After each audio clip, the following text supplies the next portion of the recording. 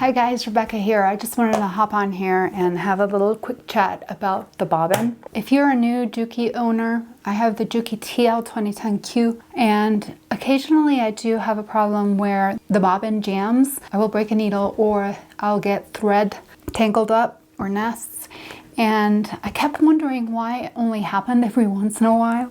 So I was watching one of the Juki Junkies YouTube videos, and it suddenly dawned on me when they said that to put the bobbin case in, there's a certain trick that you should be doing, or you should be putting it in this way.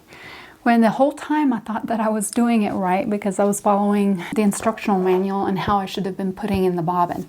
Turns out that that may lead to sometimes inconsistently putting the bobbin case in and it not going in all the way. So this foolproof method, I'm hoping that Juki Junkies put on their YouTube channel, was a trick that I didn't know, and I'm hoping to share it with you so that if you ever have the problem of where you get, every once in a while you get this issue. So I hope this helps. The manual states to use the latch on the bobbin case to hold it and then put it into the machine like so. And sometimes if you're not careful, it might not be in the proper position all the way in.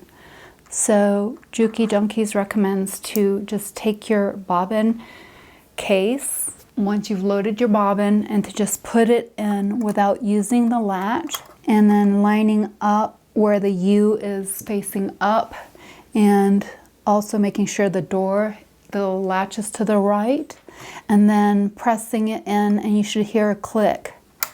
There it goes. Did you hear it click? That assures that the mechanism is in the right spot. So that would explain why every once in a while I would have an issue. So I hope this helps, and drop in the comments below if you've had this problem and if you knew about this, because I certainly didn't. I was just following the manual. So